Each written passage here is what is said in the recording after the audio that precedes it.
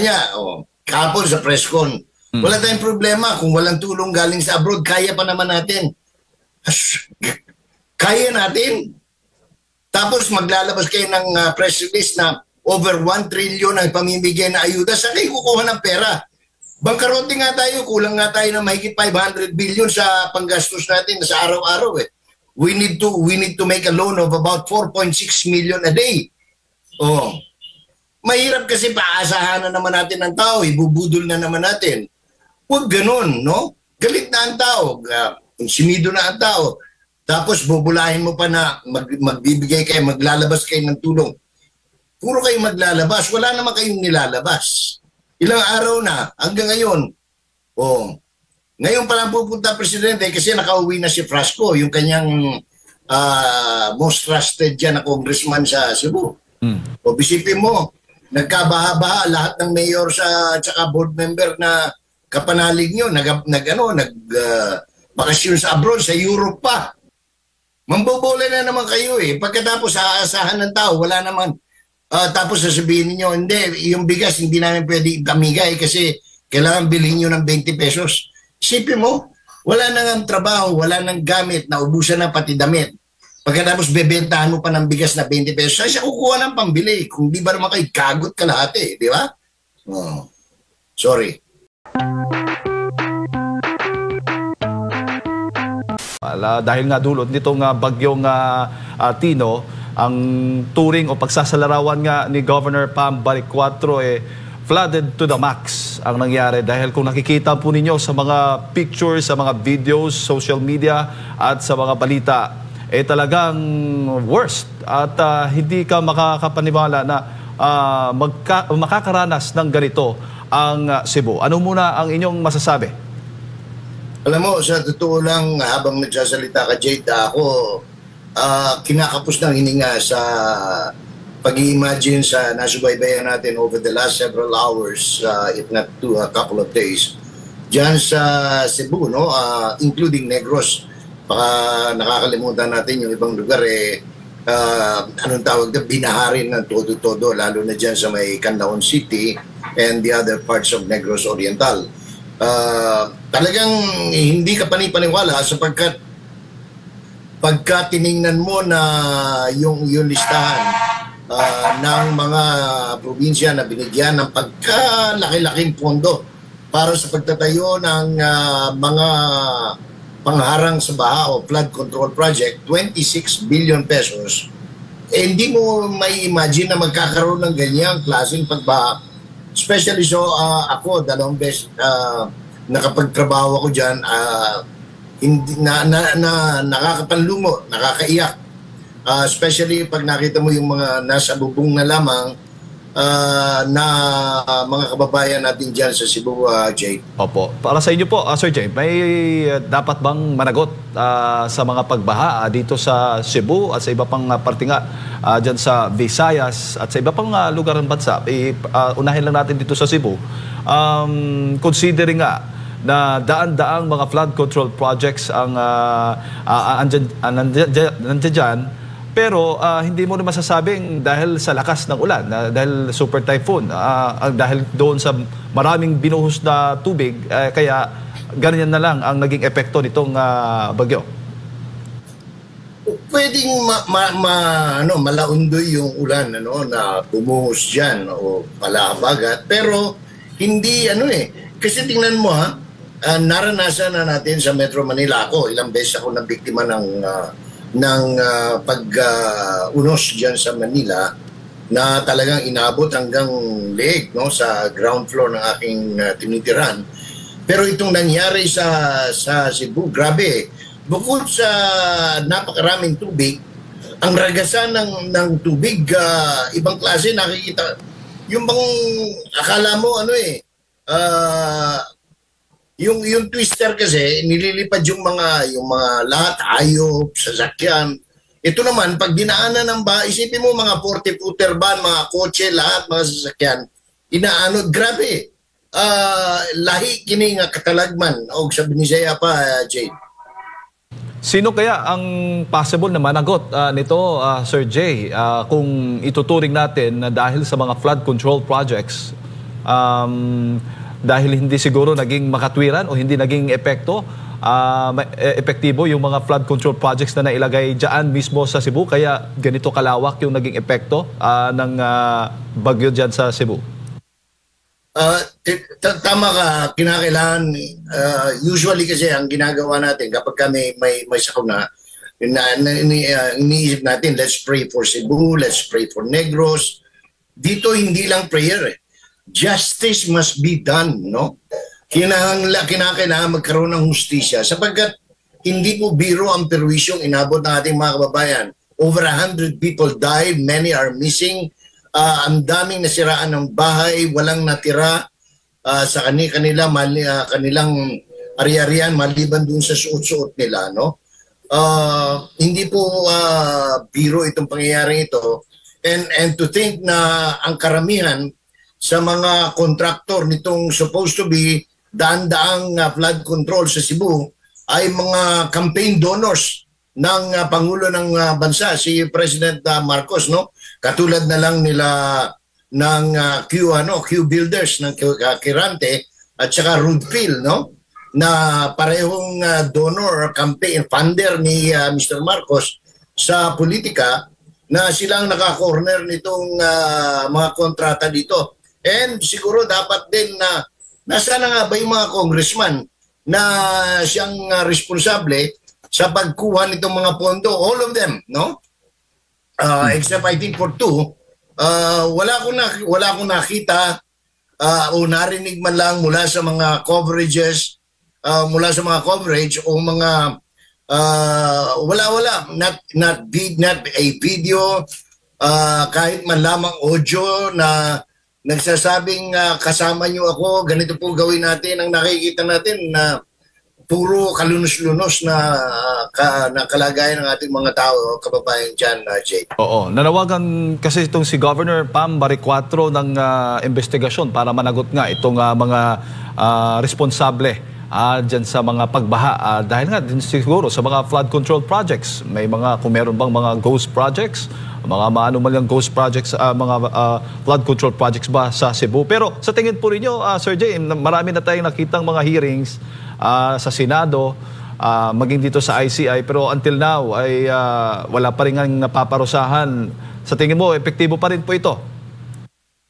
Epektibo siguro ba sa kanila kasi habang inaanod sa baha ang Kalakang Cebu, nag-imbestiga sila sa Davao City, Jay.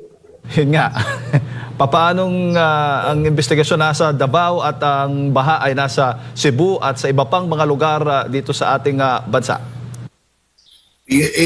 Alam mo, ayoko namang mawalan ng pag-asa ang ating mga kababayan, Jay, no? Kasi talagang dapat lang na manindigan at magingay tayo para talaga mapuwersa itong gobyernong ito na maging makatotohanan sa kanilang pag-imbestiga at pagsasakdal, no? Doon sa talaga sa mga responsable, hindi porke pinsan, kamag-anak, anak o kapartido ay parang pinipitik lang sa pinipitik lang sa tungki ng ilong. Maliban doon, wala tayong nakikita. Tapos makakabasa ka pa dun sa social media ng mga pahayag mula sa kay Romualdez na anong tawag nito? Kahit kailan hindi daw niya pinagtaksilan ang bayan. Diyos ko, yung sorry po napapasabi tayo ng Diyos ko, pero talagang karumal-dumal yung ganong pag-iisip na alam mo, kahit na alam na ng tao, kahit na hindi mo sabihin na isa siya sa mga punong kaporal, dito sa pangyayaring ito, meron pa silang lakas ng loob, kapal ng mukha, singkapal ng adobe, na magsabing wala akong kinalaman dyan, Sus Maria Josep, no? Opo. At speaking of investigasyon, Sir Jay, ang Palasyo, Malacanang, si Yuse Claire Castro ay may pahayag kaugnay nga dito sa naging statement po ni Governor Pam Baricuatro kaugnay sa investigasyon nga sa mga iimbestigahan ng mga flood control projects. At ang sabi ng Malacanang, dapat ang i-cover ay hindi lamang yung mga flood control projects na sakop under Marcos administration, kundi pati na raw sa mga nagdaan. Kasi nga naglabas sila, nasa halos 400 o higit 300 flood control projects ang naitala dyan sa Cebu between 2016 at 2022. At meron din daw higit 100 o nasa halos 200 po ito na mga flood control projects daw na naitala dyan mula 2022 hanggang 2025. Ano naman ang masasabi po ninyo? Ayokong sabihin na bobo siya, no? O mahina utak niya o yung utak niya nasa talampakan. Kasi pag nag-iimbestiga ka, whether you're a policeman, abogado o investigador ng NBI o FBI, kung ano man yan, nagsisimula ka doon sa pinaka-recent. Hindi ka magsisimula doon sa dulo. Papunta ka ron, naabutin mo yon. But you have to start first. Dito sa pinaka-recent, ano ba yung recent? 26 billion. Doon ka muna, no? Pagkatapos, kung aabutan ka ron, fine. But you do not investigate something that is more than 10 years ago. Hindi ganun. Kasi kahit sa bangko, tatlong taon lang yan. After 3 taon, nawawala na lahat ang record niyan. Dito ka talaga kung ano ang kasi dito, ano ba pinag-uusapan? Ang sinasabi, mismong gobernador nagsabi, 26 billion, krimen ito. Ha? Bakit mo ililihis? At sa pa, Duterte ka na naman, Sir Mario Joseph. Yan ang sinasabi natin Puro kayo lihis, puro kayo lihis. Hindi kayo makakasolve ng problema because you can only solve a problem by accepting that you have a problem.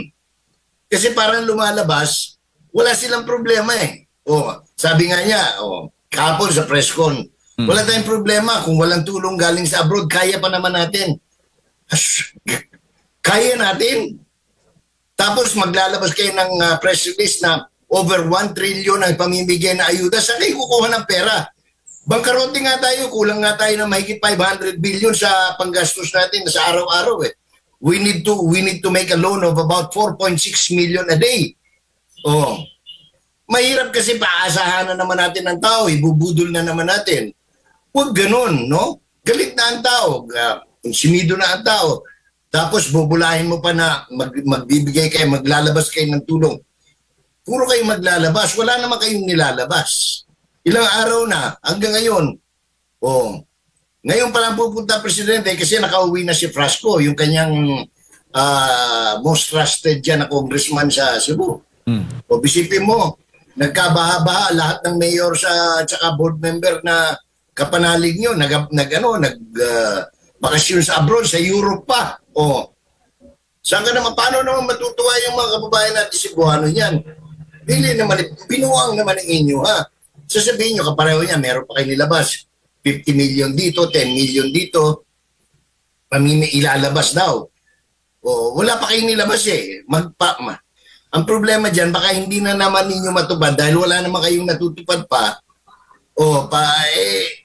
Magagalit lalo ang tao. Ayaw ko magalit ang tao sa inyo. Opo. Tsaka yung parang ang yabang-yabang nung dating hindi natin kailangan ng tulong ng international dahil meron pa tayo niya. May pera tayo. Parang ang yabang natin. No? Hanggang tumulong yung ibang bansa. Pagkatapos sasabihin natin, hindi natin kailangan ng tulong. Sus Mario, Sepo. Opo, at bago ko rin ipasok kay Partner Admar, alam natin na may marami pang mga kalamidad dadaanan ng ating o mararanasan ng ating bansa, Sir Jay. Ako, sa totoo lang, Jade, gusto ko sana, nagdarasal ako na sana malugsaw itong super typhoon na paparating. Super talaga, imagine mo, ang estimate nila ng mga meteorologists, ang center wind nito hindi bababa sa 215 kilometers per hour. At ang gustiness niya ay halos mahigit sa 300 kilometro bawat oras. Pag yan talaga, pag tinignan mo yung mapa at yung ikot ng bagyo dyan sa mga satellite feed, talagang hindi ko alam kung anong i-imagine mo Kaya ako, sabi ko nga doon sa mga kamag-anakan natin, mga kaibigan natin dyan sa Central Luzon, including those of the Northern Luzon, no? Talaga hong gawin nyo na ang lahat ng klaseng dasal para makatulong man, no? If you believe in the powers of prayers, Yun lang talaga ang panangga. Wala tayong laban eh. Kasi kung aasahan natin itong gobyernong ito, I'm sorry to say, please don't expect. Opo. Oo, at yun nga, may ilang lugar na nag-deklara nga dahil nga dito ng state of calamity dahil nga dito sa epekto ng bagyong Tino. Pero sa issue po ng state, pagdideklara ng state of calamity, Sir Jay, ano bang direktang advantage po niyaan na benepisyo para sa ating mga kababayan at ang assurance na hindi magamit yung pondo para sa issue na po ng korupsyon? Dahil yan po talaga ang mainit na issue ngayon. Sana wag naman abusuhin ng especially yung ating mga local government executives at saka local government units, pati na national, no? Kasi pwede nga maabuso yan. Pero ang bentahin niyan, makakaiwas ka doon sa anong pangalan ito, sa red tape, no? Especially sa pagbibigay ng tulong ng ayuda sa mga nasalanta ng bagyo. So, isa yan, no? Magagamit mo ngayon yung mga trust fund, no? Lahat ng klaseng pondo, magagamit mo para makapagbigay ka agad ng tulong doon sa mga biktima. Yun ang pinakabintahe ng Declaration of State of Calamity sa isang lugar o sa buong Pilipinas. Pangalawa, yung pagkontrol sa abuso sa pagtaas ng presyo ng mga pangunahing bilihin. Ang DTI and Department of Trade and Industry at maging mga local government units are empowered by law to make sure na hindi maabuso, hindi tataas, hindi lolobo yung mga presyo ng mga bilihin katulad ng basic, bigas, kape, at iba pang mga pangangailangan ng mga Pilipino na biktima ng kalamidad, Jay. Manong Jay, si Admar po ito. Magandang umaga. Opo. Sa inyo po ba, kayo po ba'y naniniwala at maituturing na po bang crime against humanity ang pangyayari pong korupsyon sa maanumalyang flood control project na nagresulta po ng pagkamatay ng marami sa ating mga kababayan po?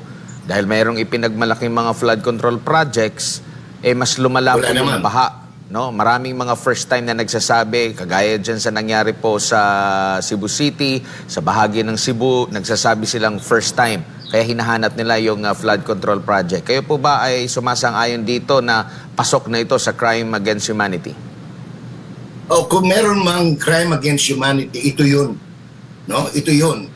When you, kapag ninakawan mo ng mahigit 1 trilyon ang mamamayan, in the guise of putting up flood control projects na wala naman o sira naman, at yan ang dahilan kung bakit napakarami ng mga namatay, ng mga nasugatan, ng mga naulila, ng mga naapektuhan, ng inabot ng gutom, no? Talagang higit pa ito doon sa giyera, no? Kasi ito, massive ang, pero yan, ilang araw lang. Tapos pag ilang araw lang, meron nakasurvive. Nakita mo yung mga nakasurvive. Paano sila ngayon? Ang putik, lampas sa tuhod, di maglilinis ka, no? Matagal yan. Alam mo, ako nadanasan ko yung Undoy, 1 linggo mahigit bago nalinis ng gusto yung inabot ng tubig, baha at putik doon sa aking bahay. Pagkatapos yan, mangangamoy pa yan. Lahat ng gamit mo, water damage yan. Practically, wala kang kung ano lang yung na-save mo na kung katawan lang, nakakabit lang sa katawan, yun lang. Ganun kalupit. Para kang tinamaan dito ng bomba na talagang para kang na Nagasaki, na para kang na taga Hiroshima na wala ka talaga lahat, ubus ka, no? Pati luha mo ubos, Admar. Opo. And sa kabila po nito, wala tayong naririnig mula mismo sa mga nag-akda ng budget. Kasi sasabihin nilang hindi sa kanila, maghuhugas kamay, magpo-Poncio Pilato na wala namang kaming kinalaman dyan. Pero marami na pong nabulgar dyan po sa Senado. dyan po sa mga investigasyon, kaugnay nga po sa sino yung posibleng nasasangkot dito. Pero parang mahigit 100 araw na ang nakalipas. Wala pa tayong naririnig na malinaw kung meron nga bang makukulong. Do meron silang mga sinasabi po. Pero yung mga big fish, kasi hindi ito makakaya ng mga nasa ibaba lang. Kung walang sa Bisaya pa pagtugot doon sa kanilang nakatataas po, Manong Jay. Admar, balikan lang natin yung sinabi ni Saldi ko, Congressman representing ako Bicol Party List, no? At dating Appropriations Committee Chair. Saldi ko kayo na saldi ko. Yes, ako ang chairman ng Appropriations. Pero hindi ko naman mag-isang magagawa yan. Unang-una, may bendisyon yan ng speaker ko. Diba? Yung pinuno ng House of Representatives. At yan ay pinagbotohan ng pangalan nito, ng lahat ng mga congressman in a plenary. In other words, lahat sila, kung sino man yung member ng 19th Congress o 18th Congress, no? Dalawa yan, no? 19th siguro, kasi magmula ng doon nag-umpisa itong mga na-discovering mga ghost projects, unfinished projects, infrastructure, nawawalang classrooms, mga farm-to-pocket roads, yung mga skandalong yan. Lahat kasi yan, diyan nag-umpisa yung mga insertions na ayaw marinig ni Senator Risa Hontiveros, kundi amendments, pareho lang yan, no?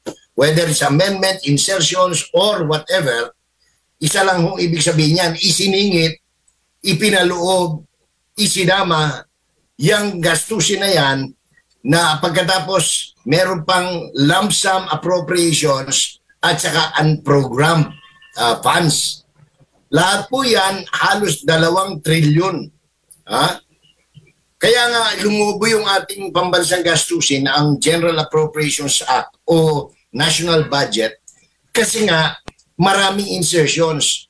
So ang nangyari, mangungutang ka para tustusan yan. Dito sa nangyari ito, bukod dyan, may palusot pa yung small committee. Sino bang mga miyembro ng small committee? Ito yung mga naghukus-pokus na. Kasi binlangko talaga yan para masingitan. Doon siningit pa yung dagdag. Bukod sa amendments na in-introduce during the process, no, of budget deliberations, naglagay pa sila ng 26 na paningit, all public public works project, no?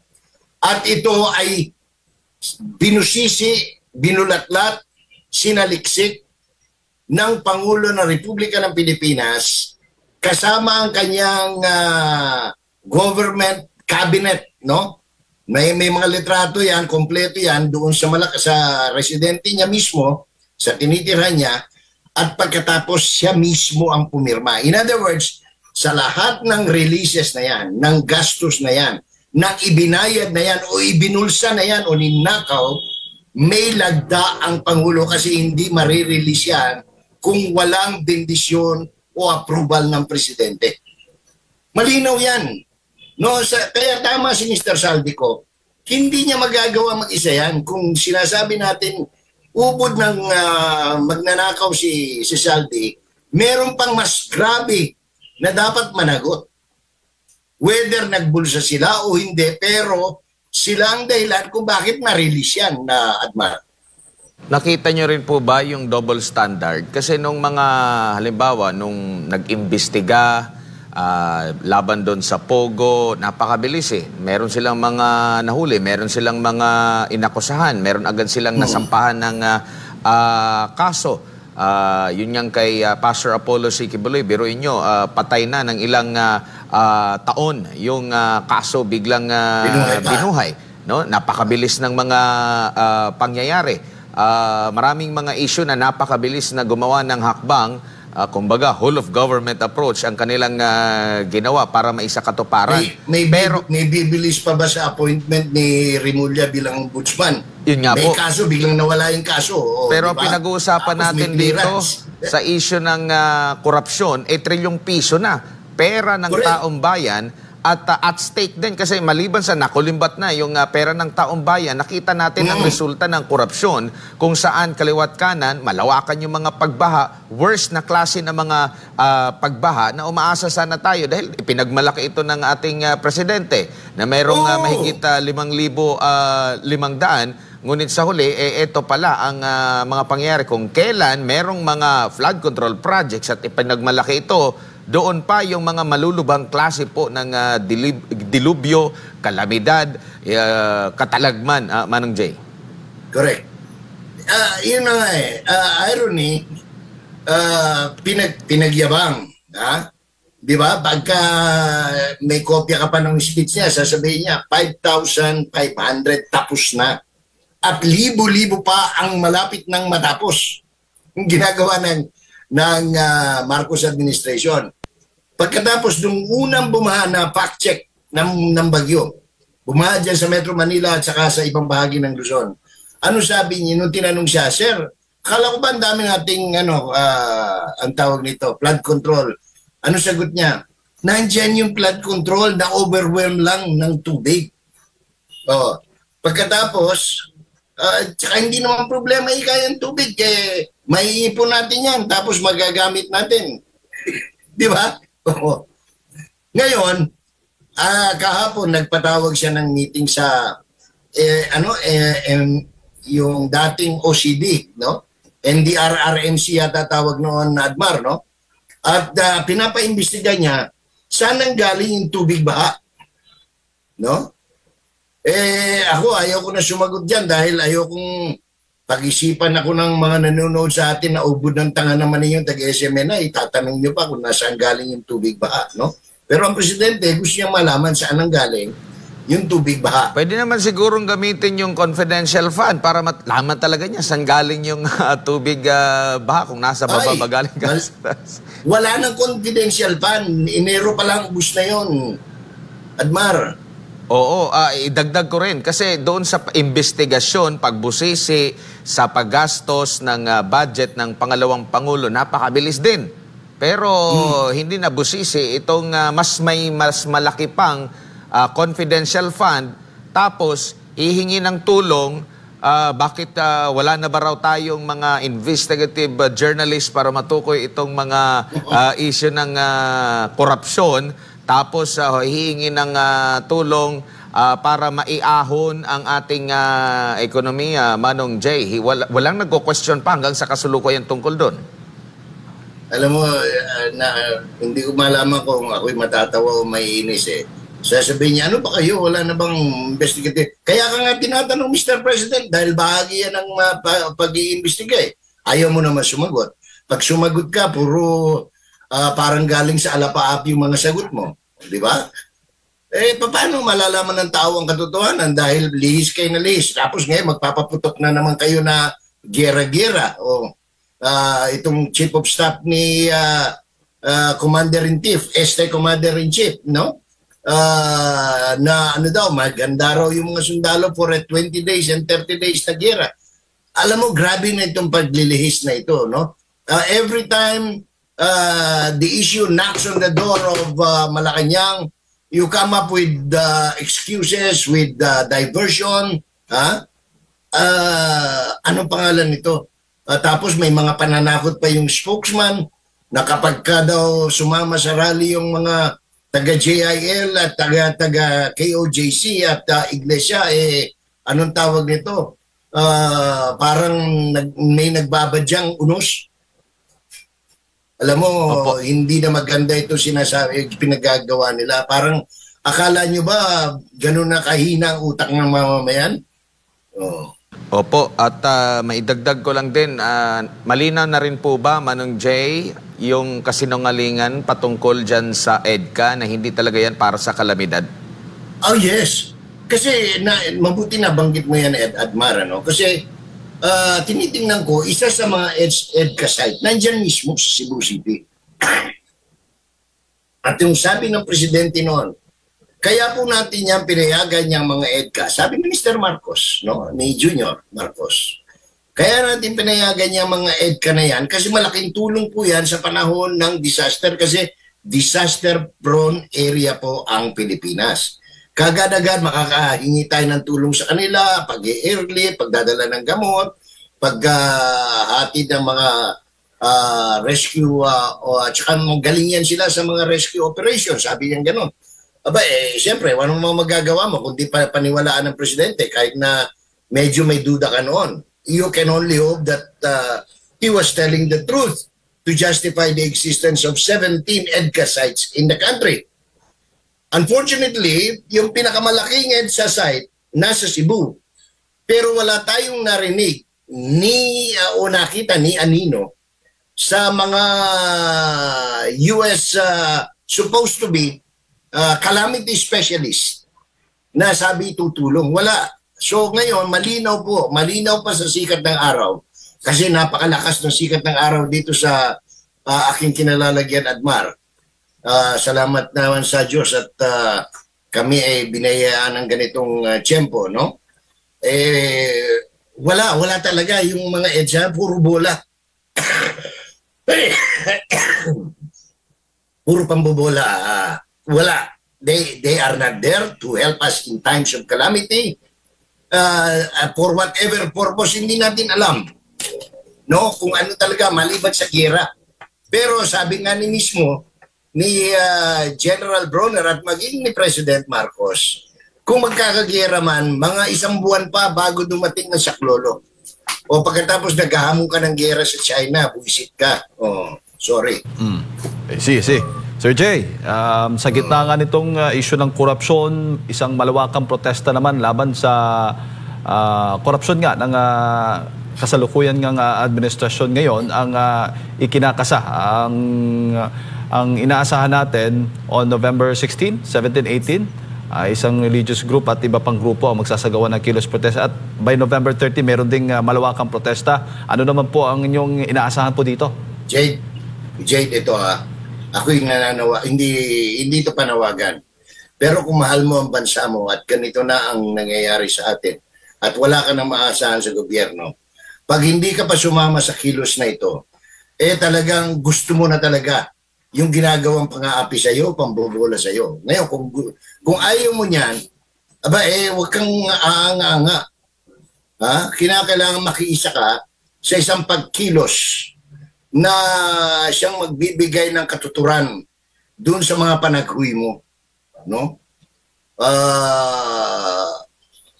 Kung kailan man yan, November, basta importante, ang mensahe ko lang sa mga nanonood dyan, lalo na sa Luzon.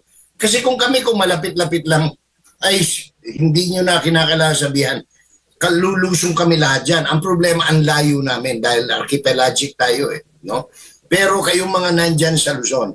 Kami nga rito, sometimes because of our frustrations, Admar and Jade, talagang ako sana kinalimutan ko na muna yung MIMM, Mindanao Independence Movement, no, na talagang pinagsikapan namin noong 1986 na humiwalay na sa Pilipinas dahil sa alam na namin kung anong mangyayari. Isipin mo lahat, nagagalit na si Congressman Rodriguez ng Cagayan de Oro ngayon. Wala man lang, halos zero budget ang Mindanao sa development, no?